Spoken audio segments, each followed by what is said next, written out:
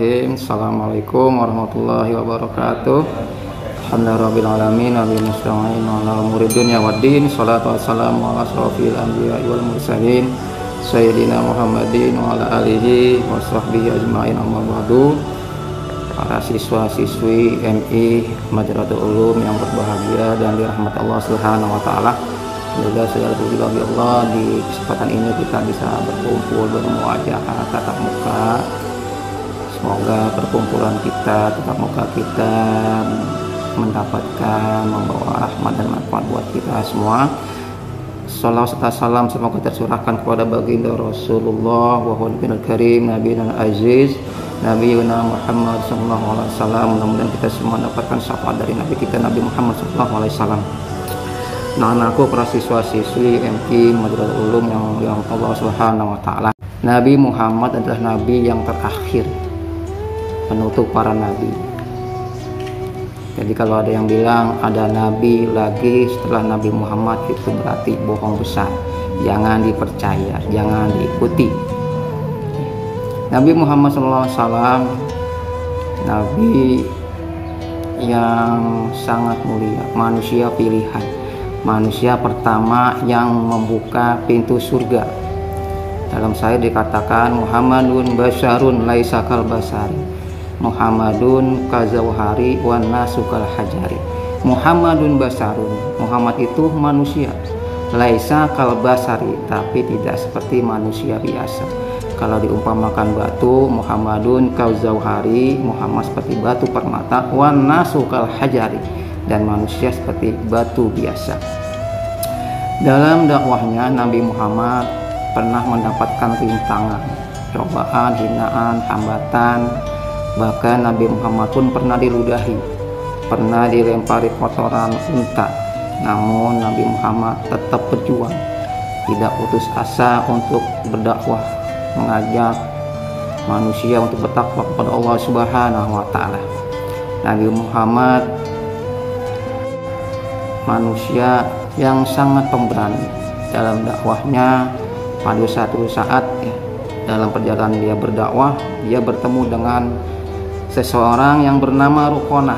Ruqonah adalah pegulat yang mempunyai tinggi, orang yang tinggi, badannya kekar, dan tidak pernah dia terkalahkan, tidak pernah kalah dia dalam bergulat. Suatu saat Ruqonah mengajak Rasulullah untuk bergulat. Wahai Rasulullah, aku akan masuk Islam, aku akan bertakwa kepada Allah Subhanahu wa taala jika kamu ingin bertanding bergulat denganku. Jika kamu bisa mengalahkanku, maka aku akan masuk Islam, aku akan bersyahadat, aku akan mengucapkan asyhadu alla ilaha illallah wa asyhadu anna muhammadar rasulullah. Aku akan bertakwa kepada Allah Subhanahu wa taala dan aku akan ikut ke dalam dakwahmu wahai Rasulullah. Kemudian Rasulullah pun berani, tidak takut bertanding melawan Ruqonah. Walaupun dia mempunyai badan besar, tidak pernah kalah dalam bertanding gulat. Rasulullah menerima tantangan Ruqonah. Tak lupa Rasulullah berdoa sebelum bergulat, ya Allah,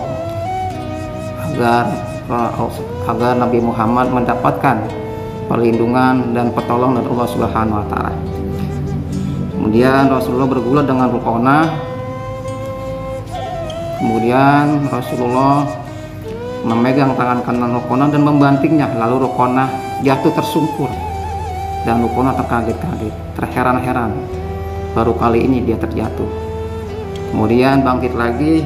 Wahai Rasulullah, ayo kita bertanding lagi, ayo kita bergulat lagi yang kedua kalinya. Aku akan mengalahkanmu. Kemudian Rasulullah bergulat lagi, memegang tangan kanan Ruqonah dan membanting Ruqonah. Kedua kalinya Ruqonah jatuh kembali. Lalu dia terheran-heran, kok bisa kalah? Baru kali ini dia kalah. Biasanya ketika dia bergulat tidak pernah dia kalah.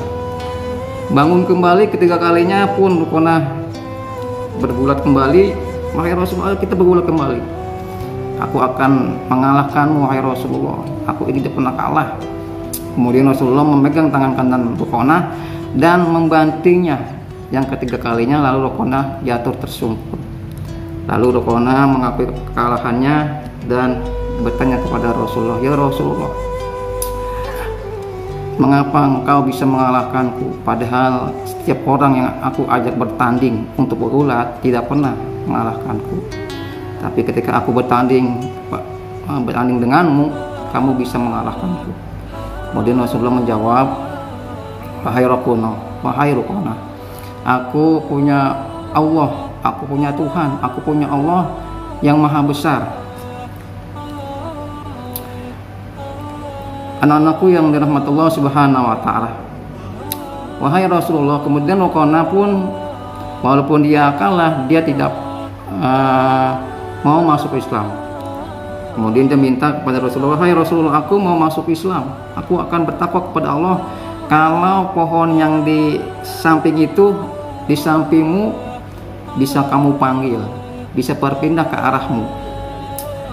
Kalau seandainya pohon itu bisa bergerak, bisa menghampirimu, maka aku akan masuk Islam, maka aku akan mengikuti dakwahmu.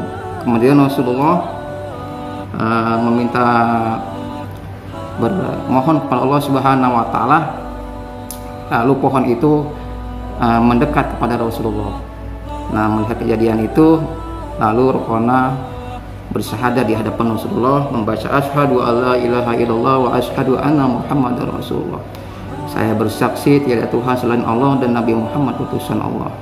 Anak-anakku semua, hikmah dari kisah itu, ketika kita dalam keadaan apapun, ketika kita bertanding, berkompetisi, berlomba, jangan lupa, jangan takut, jangan lupa berdoa kepada Allah Subhanahu wa Ta'ala. Kemudian jangan takut kalah, yakin pada Allah Subhanahu wa Ta'ala agar Allah mau membantu kita.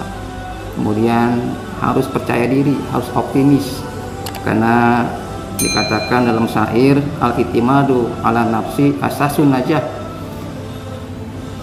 Percaya diri pangkal kesuksesan. Mungkin ini dapat Pak Rohim sampaikan. Kurang lebih maaf. Billahi taufiq wal hidayah. Assalamualaikum warahmatullahi wabarakatuh.